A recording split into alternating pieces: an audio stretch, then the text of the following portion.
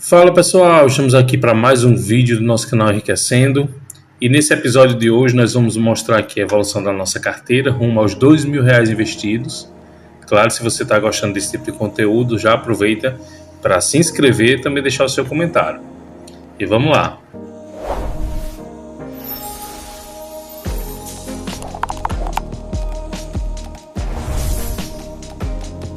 No mês passado nós mostramos aqui que nós batemos os R$ 1.000 investidos e aí já começamos uma nova jornada aí para chegar dessa vez aos R$ 2.000, dobrando a nossa meta anterior. Então nós já estamos aqui com patrimônio bem distribuído aqui nas classes de fundos imobiliários, ações, também renda fixa, um pouquinho de renda fixa e os ETFs, BDR e cripto que representam o nosso investimento no exterior. A meta é sempre deixar aqui mais ou menos 30% desses três ativos, 30% aqui em ações, 30% em fundos imobiliários e os 10% aqui em renda fixa. Claro, nós estamos começando agora, mas à medida que a gente for evoluindo aqui na nossa carteira, a expectativa é que a gente possa estar ampliando aqui a renda fixa, que já seria a proteção do nosso patrimônio. Nós estamos aprendendo a investir na prática, lendo bastante, estudando bastante, e aí de forma assim bem pragmática, colhendo aqui as informações a partir do que a gente vem observando dos nossos investimentos. Então, em ações a gente observa aqui, por exemplo, que durante a guerra as ações da Petrobras elas explodiram aqui, ó. Nós compramos a R$ 29 e hoje ela está cotada a R$ 42,50, um aumento que representa 42,33%. E que já acumulou aí um ganho de quase 50% de rentabilidade. Se nós tivéssemos aqui um quantitativo bem elevado de cotas, muito provavelmente nós estaríamos realizando aí um lucro desses ativos, pela proposta de valorização do ativo. Então é mais ou menos isso que a gente vai buscar aqui ao longo da nossa trajetória de enriquecimento, estar acompanhando aqui a rentabilidade de cada ativo para eventualmente realizar esses lucros e reinvestir naquilo que está caindo, por exemplo, como a Gerdau aqui, ó. E aí, mais uma vez, se a gente fizesse esses movimentos aqui de tirar, onde tem um lucro bem acima da média, histórica, para aqueles que caíram bem consideravelmente nesse período aqui dos commodities também, nós diminuiríamos aqui o preço médio. Então, isso certamente seria aí uma forma bem estratégica de realocação de ativos. A gente vai fazer isso aqui, um vídeo explicando brevemente, também de forma bem aprofundada para quem ficar acompanhando aqui o nosso canal, de como fazer essa realocação. Eu vou falar tudo sobre isso no vídeo que vai sair em breve no canal.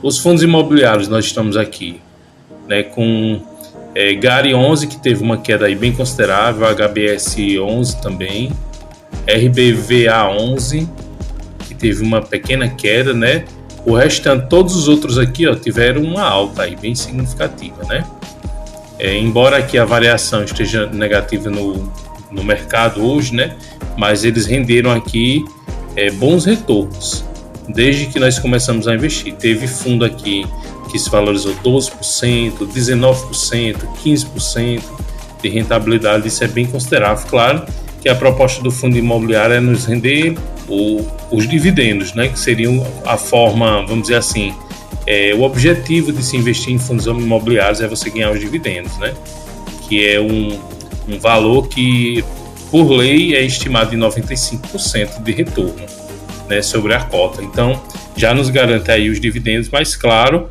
tudo isso aqui foi a valorização da cota, do valor que nós compramos. Por isso a importância de você comprar na baixa, e esperar um pouquinho aí, se for vender na alta. Então isso aqui está em baixa, cair um pouquinho. Quando você compra aqui, você diminui o preço médio. Criptomoeda também está enfrentando um cenário aí bem desafiador, Teve uma liquidação aí muito recente. No entanto, eu não deixei de acreditar no fundamento do Bitcoin. Algumas criptomoedas também que eu acredito bastante, a BNB, Ethereum, a XRP, como altcoins, são alternativas, e que a gente continua investindo, claro, em pequenas proporções, não comparado ao Bitcoin, que a gente tem um saldo maior aí de investimento, É o nosso, vamos dizer assim, a nossa renda variável aqui seria o Bitcoin, e esse como se fosse uma renda fixa, uma coisinha que desse só um ingrediente a mais aí nessa nossa alocação. Claro que criptomoeda representa uma parcela pequena da carteira, 5% a gente vai tentar manter sempre nessas projeções, né? Os ETFs também, o ouro se valorizou bastante, né? Olha só, a rentabilidade do ouro, de que o ouro é um ativo de proteção, de defesa, mas nos últimos anos ele se comportou como um ativo de valorização, ele cresceu bastante aqui na nossa carteira, rendendo bons lucros também. Seria um bom momento aí de se realizar algum lucro, caso você tivesse aí uma quantidade significativa de cotas, de ativos, né? E o BDR também são as empresas americanas listadas na Bolsa Brasileira. Tivemos aqui uma queda no momento, né? Então nessas quedas eu visualizo como oportunidade de você comprar aqui para diminuir o preço médio, mas claro, analisando aqui os fundamentos das empresas, né? Nvidia, empresa de tecnologia, que está sendo discutida aí a importância da inteligência artificial, né? As empresas de IA e tudo mais, um cenário aí que uma projeção de uma queda ou talvez até uma bolha, né, do ramo da tecnologia. Então tudo isso você tem que analisar se você acredita ou não nessas empresas. O banco Nubank também aqui, que teve uma queda, eu acredito no Nubank, né? Eu tenho conta no Nubank, então eu acredito que o banco sim, ele vai se recuperar aí das perdas nos últimos meses. Tesouro Direto, para quem acompanha já vê aí que nós temos o Tesouro Prefixado 2028, que só se valorizou, o IPCA também atrelado com juros semestrais de 2035 também só se valorizou. Então a renda fixa ela nos dá essa garantia aqui de não ter perda, só ganho, né? Mesmo que seja pequenos ganhos, né? Mas essa segurança é a função aqui dessas duas classes de ativos. É exatamente isso. Quando a gente fala aqui dos proventos, essa é a melhor parte aqui do conteúdo, né? Que nós estamos a cada mês aumentando um pouquinho aqui a nossa o nosso recebimento de proventos aqui, né? Que seriam da fruto, né? Dos investimentos em ações e fundos imobiliários, que nos rende aí alguns dividendos. Então esse mês agora de março nós estamos recebendo aí R$ 6,50. Claro, isso a gente vai tentar ver aqui comparado aos meses, porque tem meses quando a gente mede aqui, por exemplo, só fundos imobiliários. Vamos fazer esse filtro aqui para vocês entenderem, né? O tipo de ativo, só fundos imobiliários. Aí ele dá aqui para a gente, né? O que é que os fundos imobiliários estão pagando aqui. Então a gente vê aqui que os dividendos dos fundos, eles foram uma parte, inclusive, menor do que o mês anterior, né? Porque houve algumas quedas de alguns fundos esse mês, né? Mas quando a gente, por isso a importância de diversificar. Quando a gente inclui aqui também as ações, a gente vê que as ações elas supriram essa necessidade aqui de um retorno de dividendos, né?